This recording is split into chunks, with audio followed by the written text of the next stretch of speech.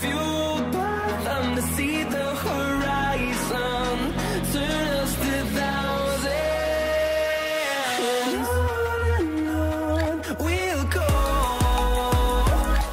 through the wastelands, through the highways. Programa da Jô, edição podcast. Oferecimento AC 24 horas, Ara Super, Roda Viva, Romanel e Static Face.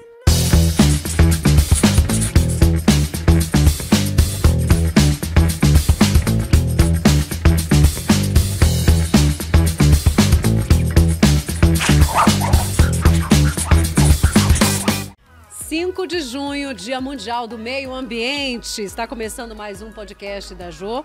Tudo bem com vocês? Estamos juntos e misturados pelo nosso canal no YouTube e Facebook do AC 24 Horas. Sejam vocês bem-vindos, tá bom? Quero agradecer a esse look bafo maravilhoso da loja 268, que já está se preparando para o Dia dos Namorados. Uma promoção incrível está acontecendo por lá durante toda essa semana, tá? Quero agradecer também ao Centro de Beleza Potiguada, minha querida amiga Maria do Carmo, e a make da Araci Brandão. Deixa eu começar falando das nossas canecas, que estão fazendo o maior sucesso, nossos convidados estão levando, pois é do Ateliê Meireles, que trabalha com uma infinidade de serviços, brindes, né? Tanta coisa bacana, gente, tá? Segue para você ver tudo direitinho e guarda aí esse arroba e esse telefone que você pode precisar, tá bom? Vamos lá, apresentando o nosso convidado de hoje, Sérgio de Carvalho, cineasta e criador da Saci Filmes, é isso? É, exatamente. Tudo bem contigo? Tudo bem, Jô? Que alegria estar aqui, viu? Pois é, alegria toda minha. Já estava aguardando esse momento, né? Saci Filmes, produtora de audiovisual acrianíssima. Exatamente. Saci que já está com quase 15 anos aqui, né? Uau. Atuando com o Festival Pachamama, séries para TV, com foco muito ligado às questões amazônicas de maneira geral, né? Nossos produtos são muito abordando temáticas indígenas, temáticas dos povos da floresta de maneira geral. Sim. E também conteúdos para as TVs públicas. A gente produziu séries, documentários, longa-metragem, né? Vamos falar sobre tudo isso, mas eu quero começar pelo começo, viu, Sérgio? Fala das suas origens, quem é o Sérgio, de onde que você vem, da tua família. Vai lá. Então, Jô, eu sou do interior de São Paulo, né? Eu já estou há quase 20 anos no Acre. Eu falei que eu já tenho mais tempo de Acre do que qualquer outro lugar que eu morei, né? Porque eu saí da minha cidade. Minha cidade é uma cidadezinha no interior de São Paulo, chamada Valparaíso. Fico com muita alegria também de falar de Valparaíso, porque daqui a pouco eu vou ver que alguém vai escrever minha história e vou falar que eu nasci no Seringal acriano. De tanto que o Acre me atravessou. Mas eu sou do interior de São Paulo. Depois eu fiz faculdade no Rio de cinema. E recém-formado, 2002 mais ou menos, eu vim para o Acre. Né? Então, eu tinha acabado de me formar. Então, toda a minha trajetória profissional, a minha carreira profissional acabou se desenvolvendo também aqui no estado do Acre, esse estado que me acolheu de uma maneira única, né? Que me atravessou, porque eu acho que eu sou... conheço muito bem o Acre, tive a oportunidade de viajar. Até mais do que alguns acrianos, não é não? Porque não é fácil conhecer o Acre, né? As logísticas são complicadas, né? Estradas, né? Muitos rios. Muitos rios, né? Então já naveguei em vários dos rios, Muru, Tejo, Juruá, né? Então eu realmente, assim, me encontrei com esse estado, acho que, né, assim, acho que é um caso de amor muito grande mesmo. Grande. E como foi chegar até ser um cineasta? Você sempre sonhou com essa profissão? Sempre. O que você fazia antes? Eu estudei cinema, né? Eu fiz faculdade de cinema, cheguei a fazer um ano de turismo, mas eu desisti. Eu sempre quis contar história. Eu acho que o cinema e a literatura foram as grandes paixões da minha vida. Eu sempre fui muito cinéfilo desde pequeno. Os meus pais se separaram, eu era muito pequeno, e meu pai vinha de domingo visitar a gente e sempre levava a gente para o cinema, né? Então o cinema ele foi muito importante na minha vida, né? Em todos os sentidos, assim, de formação, de espírito crítico, de coletividade depois, né? De trabalho.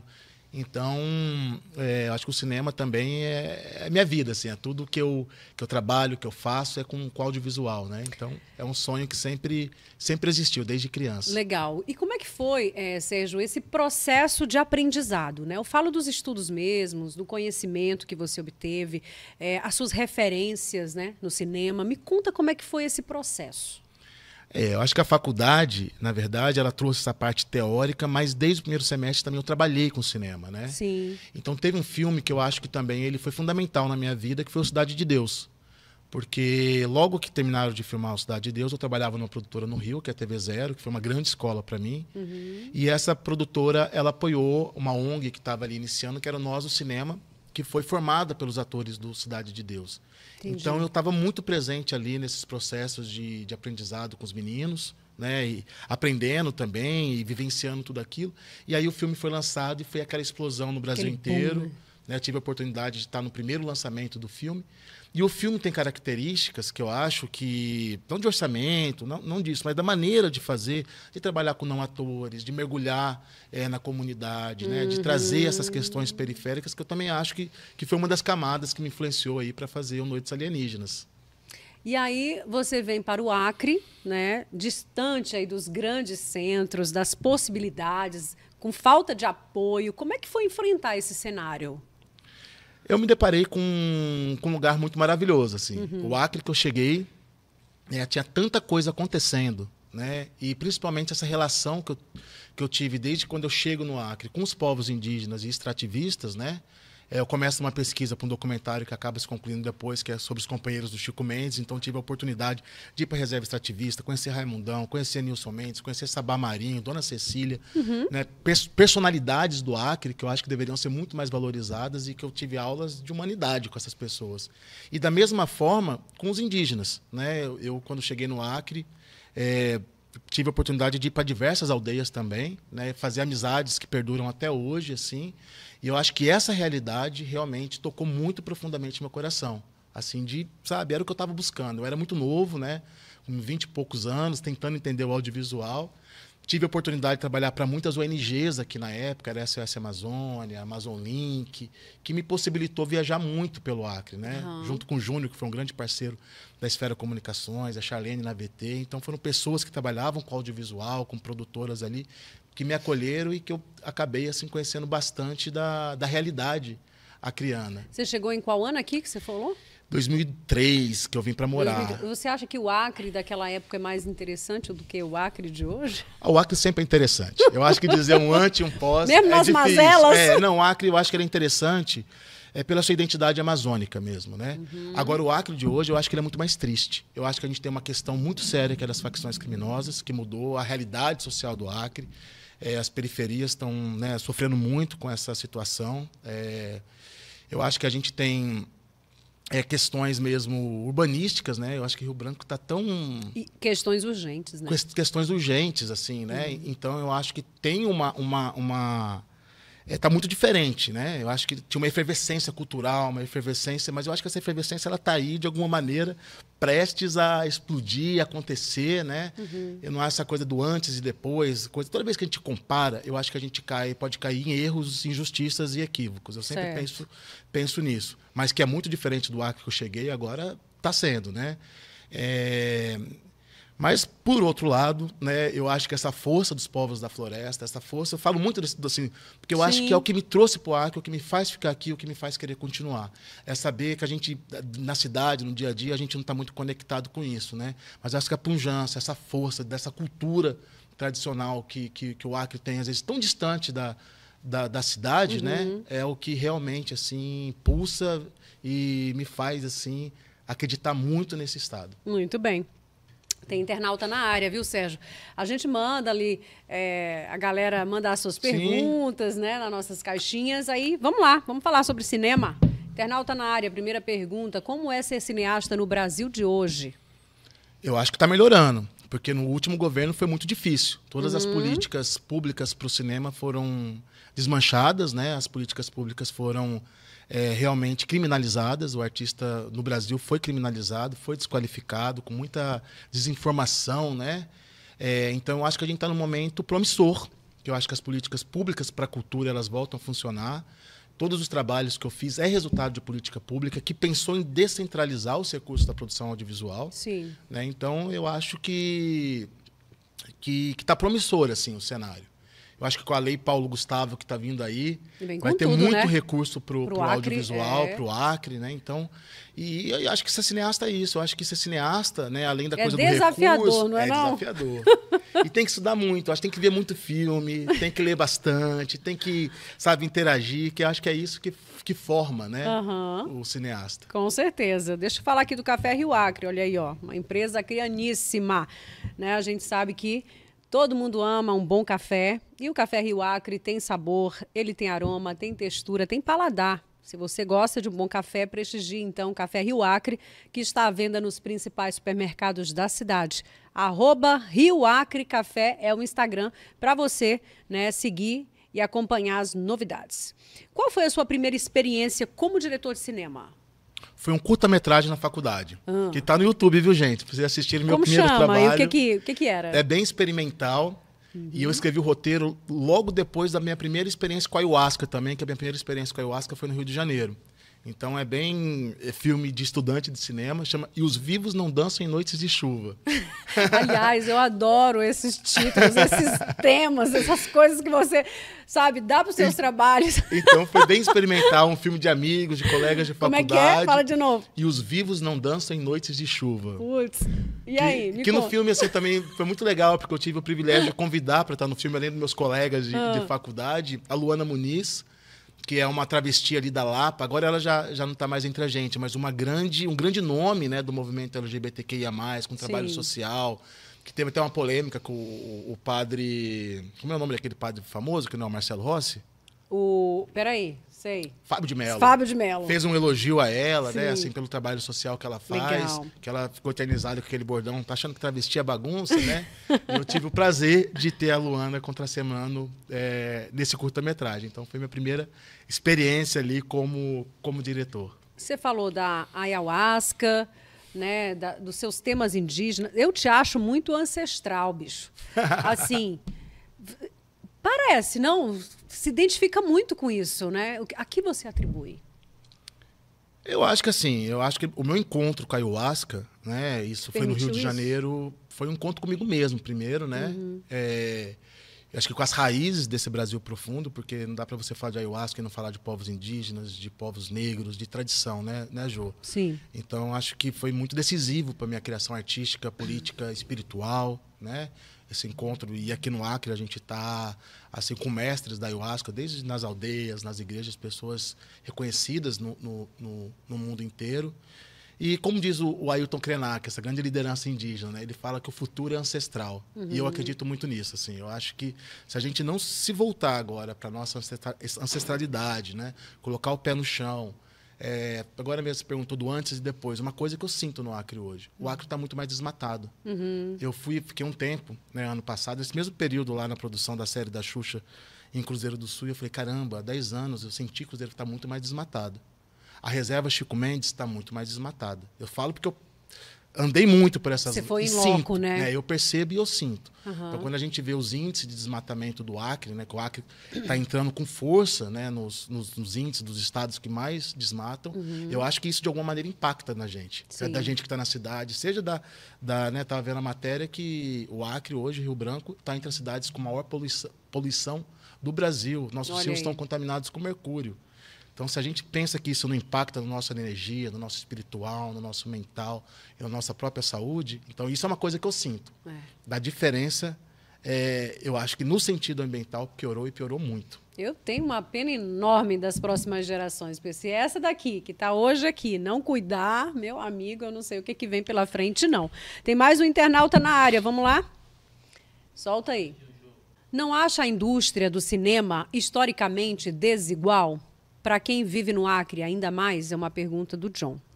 Com certeza, né? Por isso que no primeiro governo Lula começaram as políticas de descentralização dos recursos para o audiovisual, e não só para o audiovisual, né? Foram várias iniciativas de descentralização do recurso da cultura, que era muito centrada no sudeste do Brasil, né? Sim. E então a gente teve diversas políticas públicas, como Revelando os Brasis, Docs TVs, né? Diversas políticas públicas que possibilitaram que o Brasil inteiro produzisse audiovisual.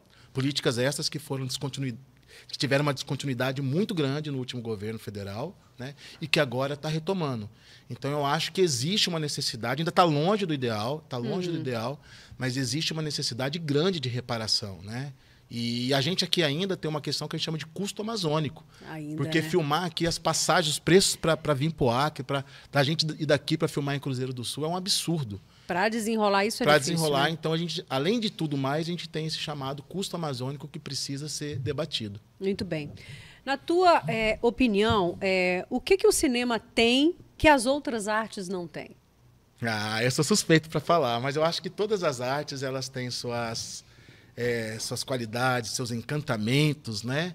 Mas o que eu acho que é bonito do cinema é que ele é uma junção das diversas artes. O cinema tem um pouco de literatura, o cinema tem música, o cinema tem atuação, né? Então acho que o cinema ele acaba sendo uma junção de diversas artes, né? E o cinema também tem uma questão técnica, né? O cinema tem a arte, mas ele é muito ligado com a técnica, né? Para você ter um filme com qualidade, né? Você tem que ter uma precisão de luz, de tempo, de controle. Então, eu acho que ele tem esse apuro técnico aí, que ele exige um apuro técnico com muito rigor. Talvez o diferencie dos demais. Como o cinema, na tua opinião também, e o audiovisual podem, por exemplo, contribuir com a população? Contribui muito. Primeiro porque eu acho que o cinema, eu não acho que sempre uma arte ela tem um objetivo de alguma coisa, né? Certo. Mas eu acho que ela o cinema... pode acontecer sem objetivo, Exatamente, é isso? pode, né? Eu acho que para a arte a gente não pode colocar muitos limites não, assim, né? E nem mas o cinema ele pode contribuir de maneira social. Eu acho que o cinema, ele quando você está na tela e você se vê, eu vi isso com Noites agora. O que o mais bonito do retorno que eu tenho do Noites é quando as pessoas me escrevem dizendo: caramba, eu vi Rio Branco na tela grande, eu nunca tinha visto isso antes. Nossa, eu estou me vendo na Netflix, né? Então é esse reconhecimento, esse senso de identidade que o cinema traz. Eu tenho certeza, pode ser um grande filme, mas é muito diferente se alguém de fora vem filmar o Acre ou se alguém de dentro para fora faz. São olhares diferentes, né? Com pertencimentos diferentes. Então, eu acho que o cinema, ele de alguma maneira, ele reforça a nossa identidade. Ele também ajuda a compreender, eu acho que a arte faz isso de maneira geral, né? O espaço, o tempo que a gente está vivendo, né? Questões políticas, filosóficas, sociais, culturais, né? Então, eu acho que o cinema contribui muito com a sociedade. Eu vou voltar só um pouquinho que você falou de Cruzeiro do Sul, do filme da Xuxa. Você teve participação, foi isso? Tive, eu fiz a produção local aqui no Acre. Que legal. E aí me conta como é que foi esse trabalho. Lá em Cruzeiro do Sul, né? Lá em Cruzeiro foi incrível. Foi incrível, assim, porque a produção que foi com a Disney, né? Com o Disney Plus, estava muito querendo fazer aqui, mas preocupado com todas essas questões que a gente já falou de logística, né, e tudo mais. Mas a cidade de Cruzeiro do Sul abraçou lindamente o projeto, né? E, de repente, existe uma estrutura também em Cruzeiro do Sul, com hotéis, né? E que as pessoas ficaram muito confortáveis. Sem contar que a gente tem paisagens incríveis em Cruzeiro do Sul, no Chegou a falar com a Xuxa, Sérgio? Falei rapidamente. Conta, o que você falou com a Xuxa? Diz aí. Não, a gente fez uma reunião. Eu sou fã da Xuxa, Sérgio. Eu também. Eu também sou. Inclusive, uma amiga nossa, que é a Denise, né? A Denise Oliveira, produtora aqui de Rio Branco, foi para cuidar ali, fazer a produção do camarim da Xuxa. E acabou, depois indo para o Cruzeiro da Xuxa, foi levada para a etapa da série em São Paulo também, né? Ela pode falar com mais propriedade até do que eu sobre a Xuxa. Mas foi incrível, assim, primeiro o profissionalismo dela, sabe? Muito na hora, sabe? Tudo muito azeitado, assim, um nível de profissionalismo que me impressionou. Né? E o momento que eu tive mais contato com ela foi numa reunião que a gente fez de apresentação com as lideranças indígenas do Juruá. Foram diversas lideranças, né? Foi um momento bonito, um momento político também ali. E foi um momento de muita entrega, eu acho que tanto dos indígenas quanto da própria Xuxa ali, de ter essa troca. Porque eu sempre falo, a gente não pode chegar na casa das pessoas sem se apresentar. Né? E ela teve essa abertura e foi um lindo encontro também que aconteceu. Legal.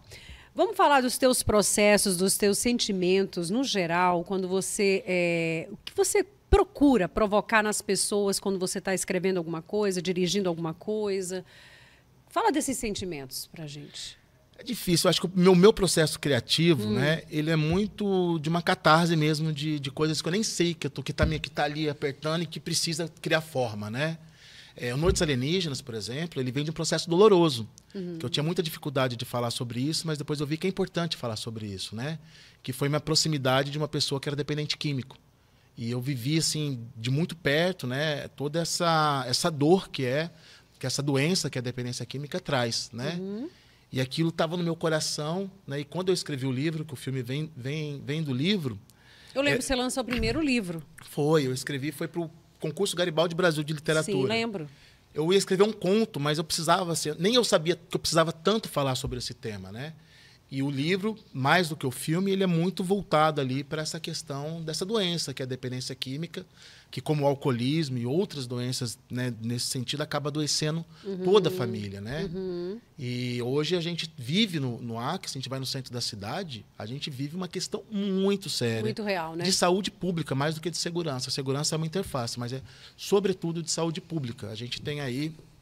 A gente vê muitas pessoas ali, questão do crack, né, da pasta base, né, colocando também ali o centro numa situação de insegurança. Eu tenho escutado muitas pessoas de vulnerabilidade, né?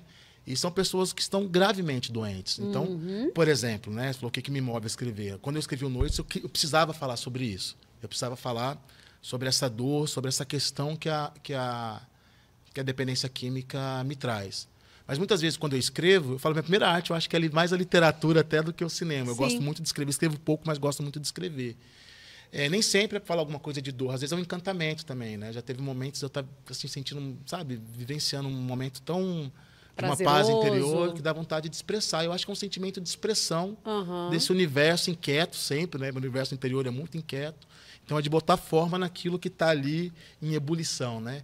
E o segredo, eu acho que é esse. É quando eu consigo trazer uma coisa do pessoal e se torna algo que as pessoas se identificam. Sim. Muitos finais de Noites Alienígenas, assim, eu fui abraçado por pessoas, ou familiares, ou pessoas que tiveram questão da dependência química, por exemplo, né? E fala, meu Deus, como eu me identifiquei, né? Quanta verdade passou, como isso me tocou.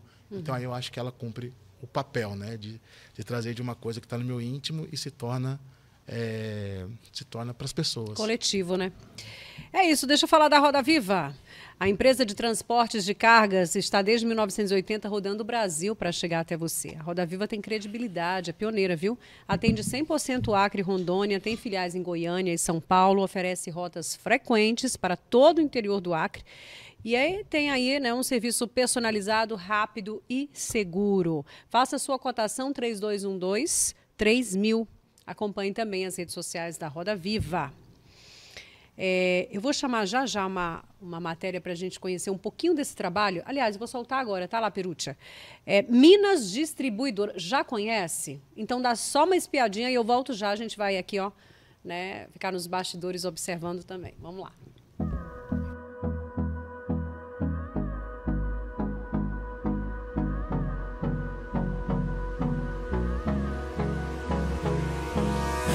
Pessoal, hoje eu quero apresentar para vocês a Minas Distribuidora. Eu estou aqui com a Daniela, responsável por esse empreendimento, né, e também por tudo que acontece aqui. E aí, antes de mais nada, eu queria que você apresentasse a Minas para a gente. Tudo bem? Tudo bom. Olha, a Minas Distribuidora, ela está aqui no estado do Acre há mais ou menos 12 anos. Nós atendemos a todas as drogarias do estado do Acre, região do Juruá, Brasileia, Crelândia. Então, nós atendemos a todas essas drogarias que estão no estado. Pois é, um trabalho consolidado, com um mix de marcas e de parceiros aqui, né? Sim, nós temos um grande mix, né? E temos um parceiro que é exclusividade nossa aqui no estado, que é o laboratório CRES. CRES Farmacêutica é um laboratório que vem de Joinville, é um laboratório que tem já 50 e poucos anos já de existência, né? Ele trabalha, em cada estado ele tem uma distribuidora que ele trabalha com ela de forma abraça, específica, né? Exclusiva. E todos os seus produtos são produtos de alta qualidade. E hoje nós vamos apresentar para você e vamos estar falando sobre esse produto em outros momentos, né, que é um ômega muito especial desse laboratório, que já chegou. Sim, esse ômega é um ômega 3. Ele tem selo de pureza, livre de metais pesados. Então, ele é um ômega diferenciado de tudo que tem, né, no mercado. Ele é um ômega diferenciado e que só nós temos ele aqui no estado do Acre.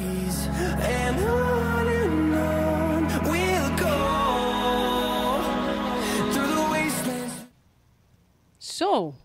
Internauta na área, seguindo aqui com o nosso podcast. Mais uma pergunta para o cineasta Sérgio de Carvalho. O que você acha dessa relação governamental com o cinema no país? Não ficamos reféns? É uma pergunta da Deise. Eu acho que ela também está querendo falar dessa participação de algumas empresas, né? Que a gente tem pouco, às vezes, pouco apoio, né, Sérgio? Não sei se eu entendi muito bem a pergunta, né? Mas eu acho que o governo brasileiro ele tem obrigação, né? A cultura ela é um direito constitucional, né? Então acho que ela tem a obrigação de fomentar a cultura no país. A gente pensar que o PIB da cultura, né, é maior do que o PIB das indústrias automobilísticas, né? O que a cultura gera, o que a cultura rende pro país, né? E quando a gente está falando de cultura, não estamos falando só de cinema. Não, de cultura, obviamente. de cultura de maneira geral, em toda a sua abrangência. E claro, né, sem o governo também, eu acho que o governo não pode direcionar, né, a não ser que, assim, não pode ter uma diretriz de censura nunca, assim, pode ser alguma, a não ser, né, obviamente, contra discursos de ódio, não pode fomentar coisas que, né, políticas, partidárias, né, contra os princípios básicos, assim. Muito bem. E com relação aos apoios, né, como é que tem sido com as suas produções? Ainda pouco? Eu vi muita gente se queixando aqui, né, nessa questão mesmo cultural, né? Das pessoas investirem ainda pouco. Grandes empresas, pequenas empresas, não sei. Eu acho que ainda falta um entendimento, sabe, Jô? As pessoas veem a cultura como a cereja do bolo, né? Às vezes até mesmo nas fundações de cultura, apesar que a gente está num bom momento de fundações de cultura aqui no Acre, e não consegue entender a cultura como um investimento. Sim. Porque o retorno que a cadeia que move, né? Quando você produz um filme, você tem da costureira ao eletricista, Exato. ao ator, ao diretor. Indústria, é uma cadeia que é movida, né? Eu queria os números do que essa produção que foi feita lá com a Xuxa, que a gente tivesse mais filmes de dentro e de fora do Acre acontecendo aqui.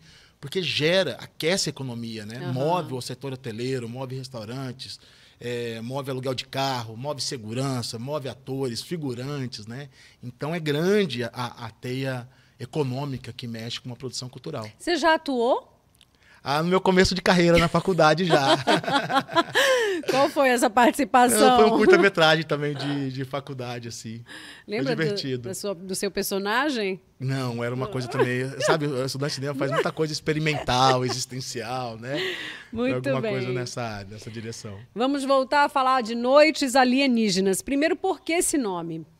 É uma metáfora, né? Ela não tem é isso ou é aquilo outro. Eu já ouvi, é engraçado que a gente escreve depois, eu já ouvi as mais diversas, os críticos de cinema, os mais diversos significados. Tipo? Né? Tipo, os alienígenas é a facção que chega, que é um território que não é pertencente daqui, essa facção de fora do Acre, que vem como uma invasão alienígena. Então, assim, é um monte de tipo de... E no final de contas, tudo é e tudo não é. Eu acho que quando você parte pro símbolo, pra metáfora, você não consegue colocar uma... Cada um também faz a sua interpretação. Eu acho que é por aí mesmo. Mas no livro, veio de uma história da grande, querida Lenida Cavalcante. No livro, no filme acabou não entrando assim. Olha aí. De quando ela, no meio de uma matéria, ela começa a filmar um suposto OVNI. E aquilo vai para... Não sei se você lembra disso. Foi. Lembro. Aí no livro eu trago como metáfora esse momento. Até falei com ela, né? Falei, tive que colocar no meu livro, porque aquilo eu achei tão incrível, né? E ele virou uma grande metáfora. Legal, show de bola. Noites Alienígenas faturou, então, Festival de Gramado, Festival... Guarnicê do Maranhão. Me conta desses momentos aí. Nossa, Jô, assim, Gramado hoje, né? Eu acho que a gente pode dizer que é o maior ou um dos mais importantes festivais brasileiros e latino-americanos, né? Então, quando o filme já entrou na competição, falei, caramba, já valeu, já sabe? Zerei, né? A gente não foi pra lá, porque a gente foi, como diz a minha amiga Carla Martins, produtora do filme, a gente foi no bonde do Acre pra lá, né? Então, a gente foi assim, pô, já somos vitoriosos, a gente não tava no espírito competitivo. Mas quando exibiu o filme, a gente sentiu alguma coisa. Sabe, assim, foi um chororô no final, as pessoas abraçando a gente, falando. Ele mexeu, né? Como Marte 1 também, que estava sendo exibido lá, foi muito forte o momento da exibição. E quando começou os anúncios da premiação, naquela cerimônia de gala, porque Gramado, né, eu tive agora no Festival de Cannes, me lembrou muito Gramado. É chique, é tapete vermelho, né? Sim. E quando começou as premiações, que foi um atrás do outro, né? A gente ganhou o melhor filme e também melhor filme da crítica. E talvez os momentos mais emocionantes é quando anunciou o prêmio do Gabriel Nox, que é ator do filme, que é um menino do Rosa Linda, que viveu no Esperança, sem Que experiência legal. nenhuma de atuação, competindo com grandes nomes do cinema nacional. Né? O Gabriel, que tem uma história dedicada aqui no Acre ao movimento social, ao rap, né? Cantor de rap.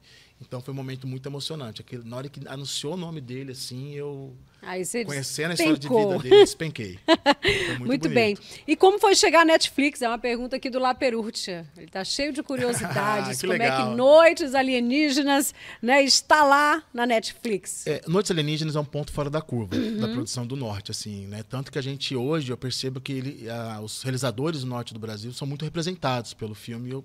É uma responsabilidade e uma alegria também muito grande, né? Importante, De né? sentir que a gente representa aí tantos cineastas, né? De toda a Amazônia. A gente, antes de Gramado, eu encaminhei um link para o filme, para Vitrine Filmes, que é uma distribuidora de filmes, assim, uma das maiores do país, uma distribuidora de filme independente, brasileiro, né? Que tem uma trajetória muito bonita. E eles assistiram o filme e piraram. E falaram, a gente quer distribuir Noites Alienígenas. Ou seja, toda essa parte de cinemas, de negociação, que eu não tinha expertise nenhuma disso. Né? A gente não sabia como fazer, nem por onde começar. E aí veio o Gramado, e logo depois esse circuito de festivais que foi ano passado, né, com diversas premiações, né, dentro e fora do Brasil, a gente já entra nas salas de cinema, a gente completa aí quase 9 semanas, que nesse Brasil pós-pandemia, o público do cinema brasileiro caiu muito. Caiu muito. Caiu muito, né? A gente chegou a quase 8 mil espectadores. Então, nos cinemas, a gente foi muito bem também, indo para as principais capitais do Brasil. Sim. Fiquei muito triste porque o cinema de Cruzeiro do Sul não quis exibir nossas Noites Por Alienígenas. quê? Mas, aproveitando aqui Que e falando houve? sobre isso, né? Conta Eu não logo. sei, acho que talvez achou que não fosse dar público, né? Mas eu acho que é mais do que isso, é político exibir Sim. no Norte, né? Ainda mais salas pequenas, independentes também, o cinema produzido aqui.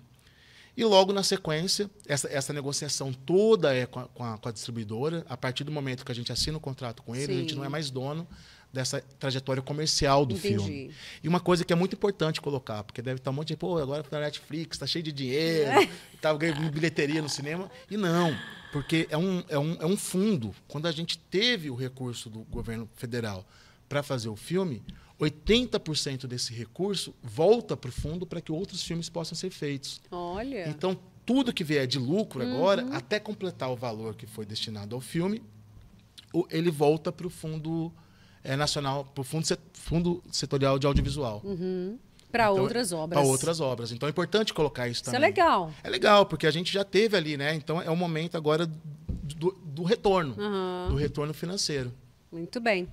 Como foi o processo criativo junto aos atores, não atores, a forma como você trabalhou os textos com eles, os improvisos, as falas, não sei. Fala dessas curiosidades pra gente. Eu acho que é uma oportunidade de falar também, né, que acaba ficando às vezes muito em cima da figura do diretor, né? Eu nem gosto, até no trailer do filme assim, aquela coisa, um filme parece que o filme é só daquela pessoa, né? E o Noites Alienígenas, ele só aconteceu porque foi uma ação entre parceiros, sabe? Eu tive à minha frente uma grande mulher, que é um baluarte, eu acho, da cultura acriana, que é a Carla Martins, Sim. o meu Pedro Von Kruger, diretor de fotografia, uma produção toda acriana, né, com Rose Farias, Clemilson Farias, Denise Oliveira, né, figurinista Mariana Braga, que é daqui do Acre também. Então, foi muita força, porque nosso orçamento era muito pequeno para um filme do tamanho que ele era, com os custos amazônicos, né? Então, foi muita gente fazendo a coisa para dar certo. Pra acontecer. E o roteiro, eu trabalhei com o Rodolfo Minari, que é meu conterrâneo lá de Valparaíso. Conheço, maravilhoso. Rodolfo veio me visitar, se apaixonou pela Beth, nunca mais foi embora. Verdade. Né? Então ele trabalhou o roteiro comigo, junto com o Camilo Cavalcante, que é um cineasta pernambucano que eu tenho das mais profundas admirações. Então, e junto também, que ajudou muito, foi os meninos do Islã, né? O Jorge Neto, professor, o MB. E a gente, como que falaria isso, né? Para a gente achar a gíria certa ali. Mas foi muito de uma improvisação. A gente contou com um grande profissional, que é o Germano Mello, que é preparador de elenco para cinema, né, que teve uma imersão.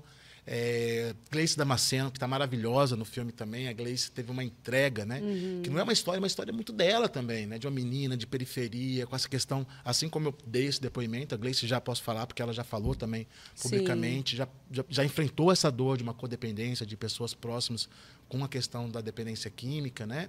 Então, acho que foi um encontro de pessoas, né? De encontro de pessoas que fizeram... Acreditaram, que né? acreditaram mesmo, assim.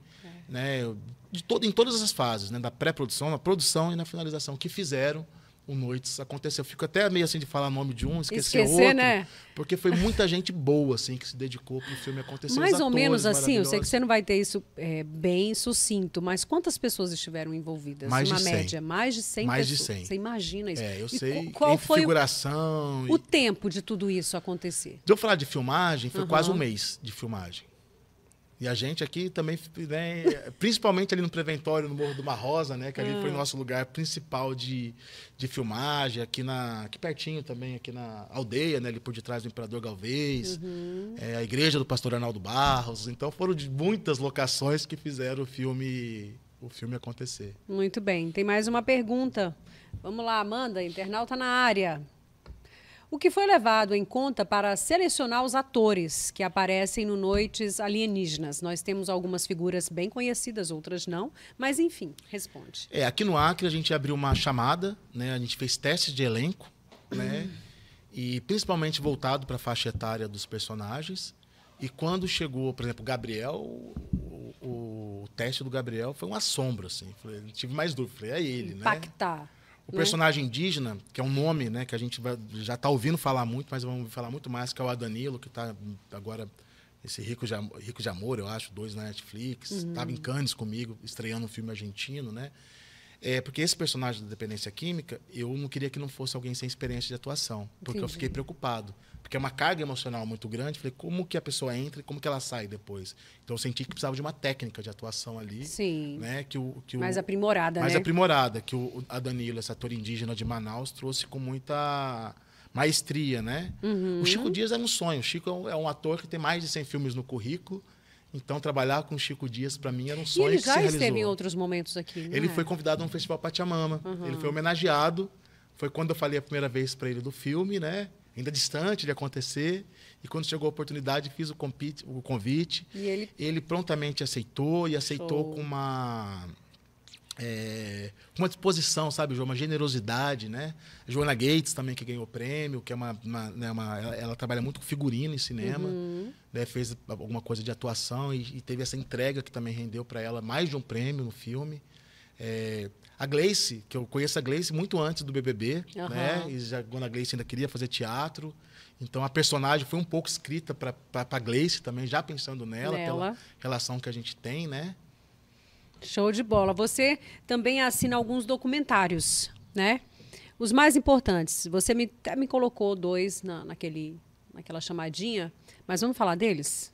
Empate, né? Empate. No Kunchai e o olhar que vem de dentro. Pois é, tá vendo? Pegadinhas ancestrais. Todos eles, não tem jeito. De alguma maneira, inclusive nos alienígenas, a ancestralidade atravessa. O Empate é um documentário sobre os companheiros do Chico Mendes, né? 30 anos após o assassinato do Chico. Né? Esse documentário também a gente estreou no Festival de Tiradentes. Circulamos bastante em festivais, né? Ele teve uma semaninha agora em Palmas, no Tocantins, no cinema, e a gente quer lançar ele agora em dezembro. Tentar, né, claro, para salas de cinema independentes, alternativas. Tá pelo menos, que é esse mês, que é o aniversário morte do Chico, né? A gente, 35 anos, a gente conseguiu lançar nacionalmente o filme. No Kunchai é uma série que já foi para diversas TVs públicas, que atualmente está na Prime Video, né? Que é sobre os povos indígenas do Acre, a partir da contemporaneidade. A gente foi para diversas aldeias, é uma série documental. E O Olhar que Vem de Dentro é uma série que é religiões do Brasil a partir do ponto de vista de crianças. Então, que a gente fala também a partir do olhar de criança, menos preconceituoso, menos, né, da possibilidade de diálogo interreligioso. Fazer um longa e um documentário é bem diferente, né? É bem diferente. Qual a principal característica de produzir um documentário? Documentário é menos controlado. Você trabalha ali com as situações da vida real. No geral, né? Tem documentários que às vezes é tão complexo quanto ficção. E ficção é mais controlado. Você sabe que o ator vai falar, você está num ambiente com a luz, né? Então, e o documentário você tem um controle, né? Você está lidando ali com material humano, né? Às vezes você acha que a pessoa vai falar uma coisa, a pessoa trava na frente da câmera, ou ela fala algo diferente do que você estava pensando em falar. Sim. A edição do documentário eu acho que era mais complexa também, não que de ficção seja fácil, porque na ficção você tem aquele roteirinho para seguir, você sabe que uma coisa vem depois da outra. E o documentário, muitas vezes, você acha o filme na montagem, né? Ok, mais natural, né? Deixa eu falar aqui, gente, da Aesthetic Face. Bebe uma água aí, na nossa caneca. Olha, lipo de papada 3D é um dos mais novos tratamentos da Aesthetic Face, harmonização facial. Se você anda incomodado ou incomodada com aquela papadinha que não combina com o seu rosto, corre lá. A avaliação na Aesthetic Face, gente, ela é gratuita, tá bom? Então você pode bater um papo antes, ver, tirar todas as dúvidas com a doutora Sandra Aguiar. A Aesthetic Face fica ali pertinho na TV Rio Branco, ali na Avenida Ceará, tá bom? E aguarda a sua visita para acompanhar as novidades. Né? Lá você vai encontrar inúmeros protocolos internacionais dessa franquia, né, que traz harmonização facial. Você é vaidoso? Sou. Jura? Tem momentos, tipo mas como? tem momentos. Do tipo como, Sérgio? Não, eu não sou metrosexual, não. Assim, não é esse ponto de... Mas eu sou. Se fosse também, E não teria problema. É difícil, assim, porque eu acho que eu sou uma parte bem relaxado, às vezes, assim, mas também sou vaidoso. Tenho minhas vaidades. Muito bem. Vamos falar do Pachamama? Vamos, Eba, claro. Cinema de Fronteira, que acontece desde 2010 Isso. no Acre. É outro trabalho desafiador, né? Eu lembro ainda do comecinho, Você acompanhou bem, né, acompanhei Jo? bem essa trajetória. E me fala, vamos lá, já tem data para o próximo? Estamos aqui trabalhando, né? Acreditando aqui com a Lei Paulo Gustavo, a gente vai conseguir. Desde a pandemia, a gente está com uma edição faltando. Ano passado teve? Não, a gente não conseguiu fazer. Ah, tá. Tanto por conta da pandemia e por conta de falta de patrocínio mesmo, de apoio, né? Uhum. O Pachamama, ele nasce com a conclusão da Interoceânica.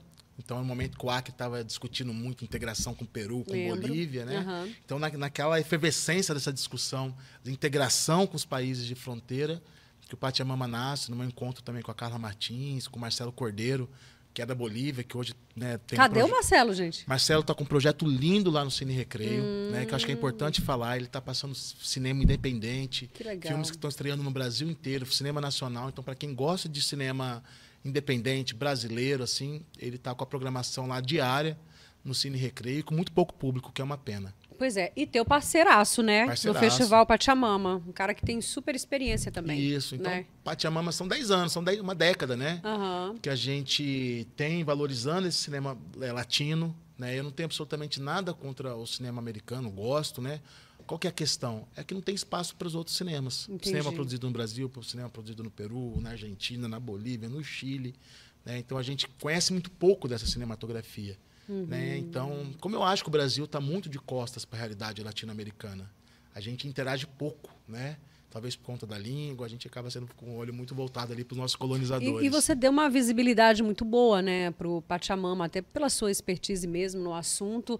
Você conseguiu romper, né, essa fronteira com o resto do país, né? Porque vinha gente de tudo que era lugar. Sempre, né? sempre. A gente teve assim um festival, tanto cineastas, né, realizadores culturais do Brasil como um todo e também da América Latina.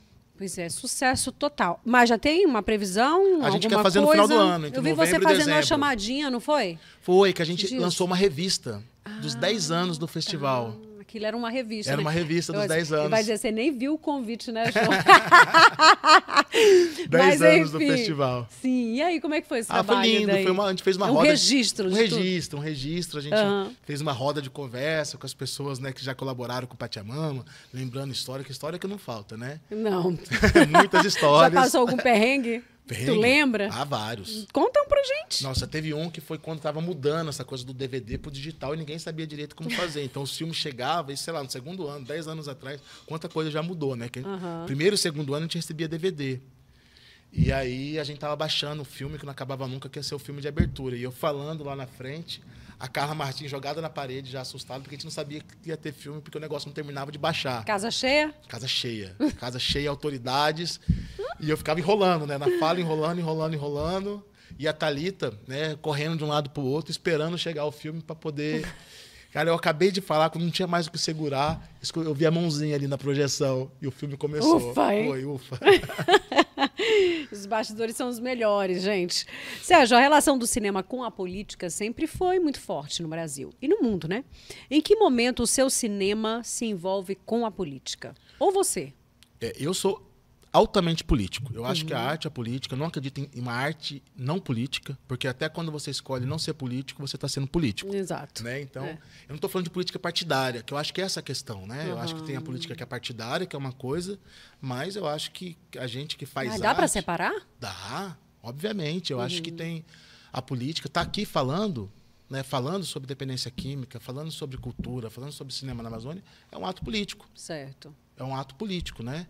Então, eu nunca fui filiado a nenhum partido. Né? Nem pretende? Nem pretendo. Não é da minha natureza, assim, né? Eu sou progressista, eu acho que... Não do Partido Progressista, deixando bem claro. Eu sou progressista no sentido da maneira que eu vejo a vida, né? E tudo mais.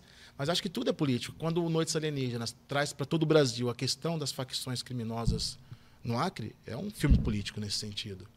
Quando eu falo que o Noites Alienígenas ele foi feito graças a um edital de descentralização do recurso público, é político. Né? Então, eu não separo. Eu acho que tudo é política. Tá? A gente, inclusive, estava até conversando, né?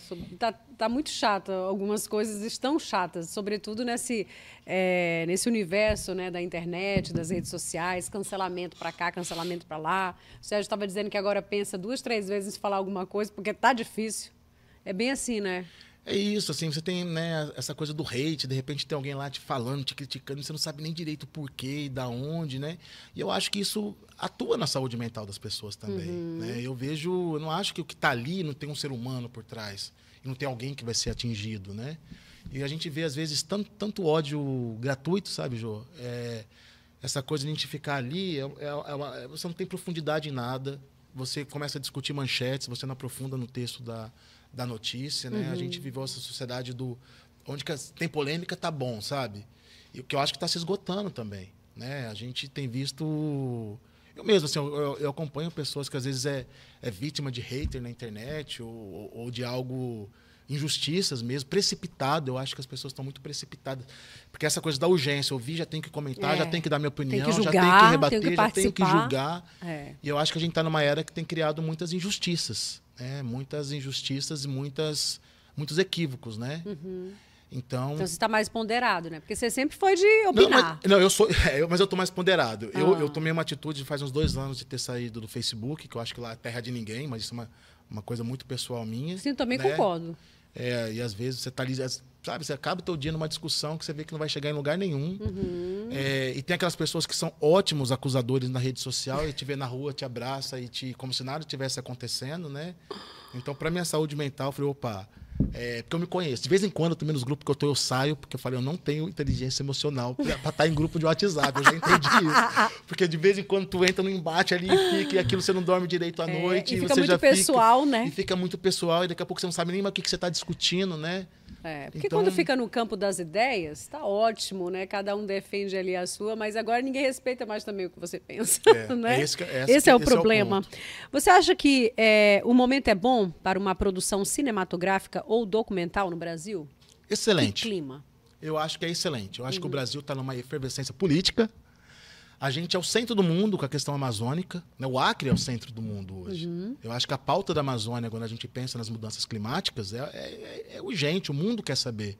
Eu tenho viajado bastante com o meu trabalho para o exterior e eu percebo assim, a curiosidade da Amazônia. O que a Amazônia tem para falar? E sempre foi, né? Sempre foi, né?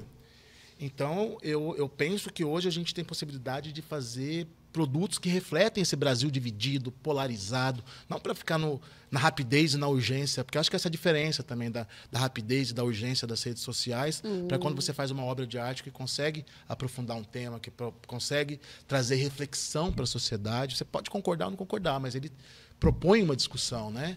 Então, eu acho que o momento é muito propício para a gente tentar entender esse Brasil. O que aconteceu nesse Brasil, né? Que Brasil é esse que a gente está vivendo hoje? Que Amazônia é essa que a gente está vivendo hoje?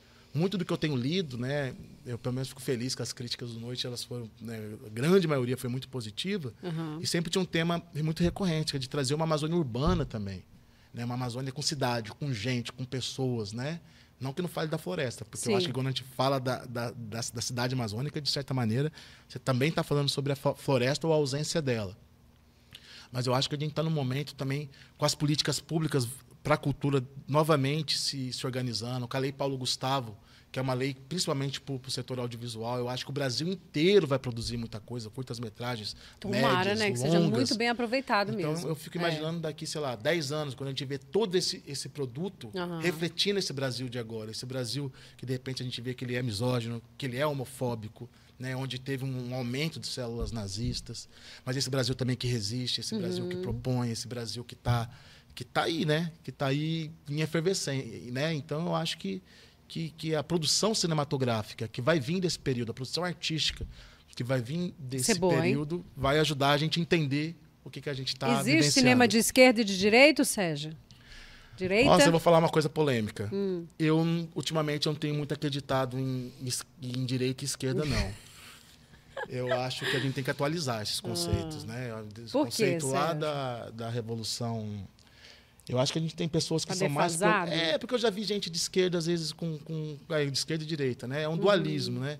Com atitudes, às vezes, muito mais reacionárias que gente de direita e vice-versa. O que eu acho que a gente tem que combater, mesmo nesse Brasil, é os extremismos. Tanto a gente viu o que é ter uma presidência da extrema-direita, o desastre que é para as terras indígenas, o desastre que é para as minorias maiorizadas, né? O desastre que é ambiental. E do mesmo jeito que a gente tem que combater a extrema-esquerda, né? Se a gente pensar numa polarização. Eu acho que o extremismo ele é nocivo, e seja em qual aspecto Ele esteja, né? qual aspecto ele esteja. O que eu acredito é que tem tendências mais humanistas, mais progressistas, que conseguem compreender melhor as questões ambientais, sociais. Se isso é esquerda, né, como se coloca, então eu estou mais à esquerda, né? Mas eu vejo muita coisa também que eu acho que é perigoso esse dualismo, que tudo no Brasil é preto ou é branco, é direita ou é esquerda, ou é do presidente tal ou não é do presidente tal. E isso essa divisão, eu não acho que ela está saudável. Não está saudável, né? A gente acabou de falar das redes sociais, mas aí qual é a tua opinião? Cinema e redes sociais, dá certo esse casamento? Dá certíssimo. Né? Eu vejo pelo Noites, por exemplo. As redes sociais tiveram um papel fundamental para divulgar o filme. Né? Foi um boca a boca, porque a gente tem o número de espectadores que a gente teve hoje, no Brasil de hoje, um filme independente, um filme do Acre, com mais espectadores que filmes com grandes companhias por trás, com nomes globais por trás. Isso tem muito a ver com rede social. Né? Eu acho que tem tudo a ver. Eu acho que a rede social ela pode ser tema de muitos filmes, né? Que possa discutir essa questão das redes sociais. Eu acho que contatos também, produções que acontecem por meio da gente se conhecer pelas redes sociais. Eu não sou anti-rede social, não. Eu só penso que a rede social ela é um instrumento, né? Que, infelizmente, aí... a gente está sendo muito mal usado. Assim. É verdade. Deixa eu falar da Microsaga. A Microsaga Engenharia oferece consultoria técnica completa para o produtor rural do Acre. Legal, hein? Ela cria uma rede de colaboração para expandir operações, investir ou custear a produção e comercialização através do crédito rural. É do agro, é produtor, fala com a Microsaga Engenharia. Tá bom? Tá aí o telefone aparecendo para você. É isso, fica ali nos altos do posto Isaurão, na Isauro Parente, tá? A sede da Microsaga. Vamos falar de um assunto agora que foi destaque em 2021, né? Em 2021, você e o seu namorado, agora marido, casaram? Casaram? Morando junto há 4 anos, né? Marido já. Muito bem, então. O artista Pedro Lucas e você viveram momentos de horror, né? Em um caso que envolveu homofobia. Até mais que isso, eu acho. Se tem outro nome para a gente dar, você me fala e me corrige, tá? Qual foi o desfecho desse caso? Pedro ficou cego, né? Pedro está cego, Ju. Ele não enxerga absolutamente nada do olho esquerdo. Eu falo até, fico meio assim mexido de falar, porque eu vi, né? Foi na minha frente. Eu fui testemunha do crime. Melhor. Então, primeiro lembra esse caso pra gente. Vamos lá, como é que foi que se desenrolou? Jô, estava tendo uma discussão nesse bar, né? Eu passei antes no bar, por isso que eu penso nesse conteúdo da homofobia, né? Que também é uma coisa subjetiva. E eu passo nesse bar, estava o Pedro com um amigo dele, e eu dou um beijo no Pedro. E é uma coisa que assim, sabe, foi natural, foi espontâneo.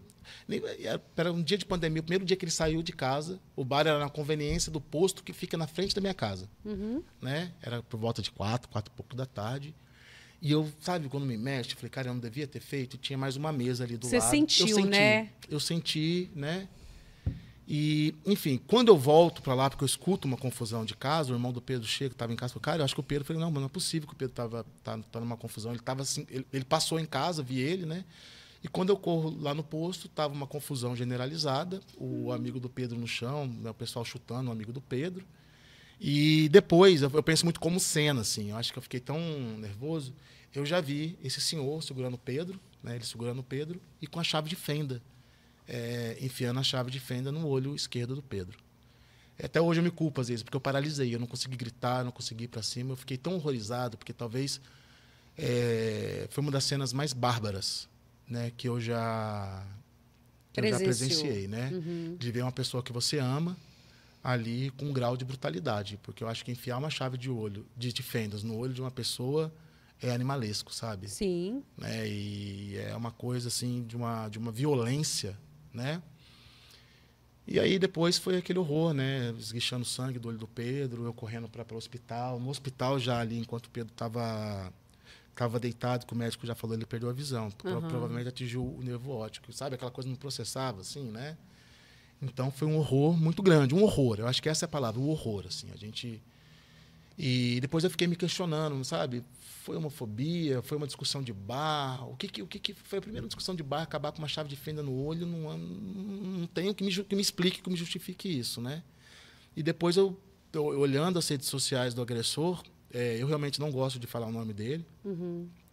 Eu vi uma rede social de ódio, né? Ele debochava da Marielle, uma mulher preta assassinada. Ele debochava de homossexuais. Ele debochava de mulheres, uma rede totalmente misógina, né? Ele pregava violência contra o homossexual. Então eu entendi. É isso que eu estava falando sobre rede social, que muitas vezes aquele discurso de ódio, aquele discurso, porque isso é violento. Sim. É violento. Você vê o cara ironizando o assassinato de uma mulher preta. Você vê o cara ironizando mulheres. Não dá para achar isso normal, né, Você vê Sérgio? o cara dizendo que vai quebrar o dente de homossexuais, né? Então, quando você vê tudo isso e aquilo se concretiza num ato contra um homossexual, eu não consigo não ver relação. Por mais que seja subjetivo, né? Por isso que eu não tenho preocupação de me falar que tem um grau nessa violência toda de ódio, de homofobia, que é esse ódio que, infelizmente, também tomou conta desse país. E nesse mesmo ano, outros casos bárbaros, eu lembro, aconteceram também e ganharam os noticiários. Olha só, eu peguei esses dados aqui, são dados preliminares do Observatório de Mortes e Violências contra LGBTQIA+, no Brasil. Falei a sigla certa? Falou. Acho que sim. Revelam que nos primeiros 4 meses de 2023 foram registrados 80 assassinatos de pessoas LGBTI+. Aqui só está I+. Sendo que a população de travestis e mulheres trans representa 62,50%. Números que chocam, né?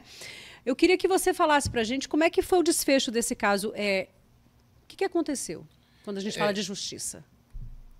Eu ainda acredito na justiça, que alguma coisa vai ser feita. Mas não foi feita até agora. Não foi feita, Jo. A gente participou de uma audiência, né?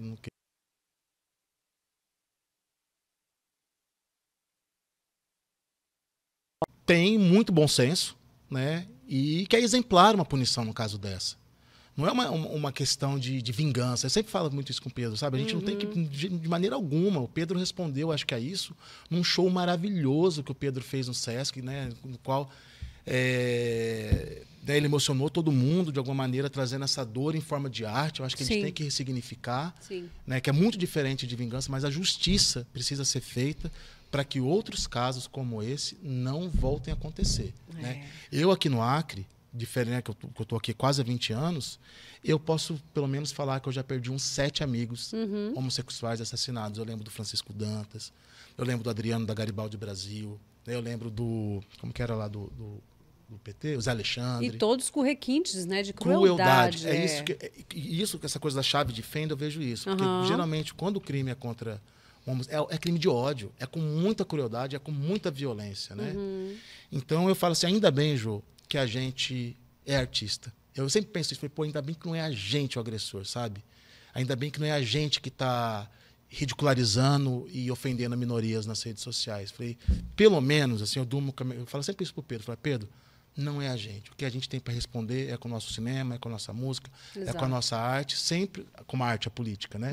Sempre ponderando e pedindo por um mundo mais justo e menos cruel, como esse, porque é muito perverso. Um menino de 20 e poucos anos, né, ter o diagnóstico de que teve seu olho perfurado a ponto de perder a visão definitivamente, porque é o que aconteceu. Ele perdeu a visão definitivamente. É muito cruel. É muito cruel. E depois disso tudo, como é que é a vida de vocês como casal hoje? Depois desse ato de violência, como é que vocês vivem? Nossa, você pegou numa ferida, assim, porque eu, quando fez 2 anos, semana passada, né, eu vi que minha vida mudou radicalmente.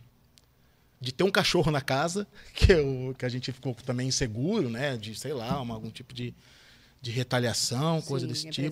Né? Mas a gente sai pouco, hoje em dia, né, o Pedro enfrenta, do jeito dele, uma depressão, né, vira e mexe, ele... porque é muito... caramba, ele perdeu a visão, sabe? É muito forte, né? Então, eu acho que afetou mais a gente, eu estava refletindo sobre isso. Principalmente a ele, né? A família, a mãe dele, todo mundo afetou mais do que a gente imagina. Porque tem a violência física, mas eu não consigo afastar a imagem da chave de fenda, por exemplo. É um trauma, né? Um trauma que eu tenho que lidar. Estou na terapia, estou fazendo arte para lidar com isso. Isso já tem 2 anos, né? 2 anos. Mas eu acho que uma segunda violência maior vai acontecer se essa pessoa continuar impune, se não acontecer nada, sabe? Aí eu acho que é uma segunda violência. A primeira é ter deixado ele cego e a segunda violência é uma impunidade. Né? Mas eu acredito na justiça, acredito que no Ministério Público, acredito no bom senso do juiz que está cuidando do caso. Eu tenho certeza que a gente vai ter uma justiça nesse caso, né? Estamos quase finalizando, mas eu quero jogar umas imagens aí, lá, Perútia, de um evento que aconteceu no último final de semana, que você vai ver amanhã no programa da Jô na TV. Só imagens mesmo, você pode soltar, que é um spoilerzinho. Um evento que reuniu mulheres ali na Maison Borges. Também muito bacana, um evento com muitos parceiros, né, falando sobre muitos assuntos envolvendo a temática mulher. Né? E a gente esteve lá registrando alguns dos melhores momentos. Você vai conferir amanhã no programa da Jô na TV Rio Branco, canal 8.1. TV Cultura, tá? Assim como alguns dos melhores momentos do podcast aqui com o Sérgio de Carvalho. Então tá imperdível, tem esse e outros eventos, né? Pra gente curtir amanhã. Eu quero agora agradecer muitíssimo a tua participação. Eu sou tua fã. Queria muito você. Você tá tão lindo. Tá tão lindo. É recíproco, viu, querida? Tão maravilhoso. É isso, né? Fazer cinema no Acre. Né? Lutar todo dia, se desafiar. E você tem provado que você tem assim inúmeros talentos, né? E um cara muito do bem. Que Deus te abençoe sempre. Tá, valeu, meu amor? Querida amiga. E já fica aqui esse registro, porque a gente vai jogar os melhores momentos no Instagram da Jô, vai ficar lá no YouTube para você curtir, para você comentar. E falar que eu tô me sentindo chique demais estar aqui no programa da Jô, no podcast da Jô agora. Você sempre esteve, né? Sempre esteve. Horas mais, horas menos, mas isso. Sempre esteve. Gratidão, tá, querido? Vai levar essa caneca para casa, viu? Opa, que presente lindo. Presente para guardar de recordação. Muito obrigada pela sua companhia. Claro que a gente vai se ver na próxima segunda com mais um episódio do podcast da Jô. Beijo. Tchau.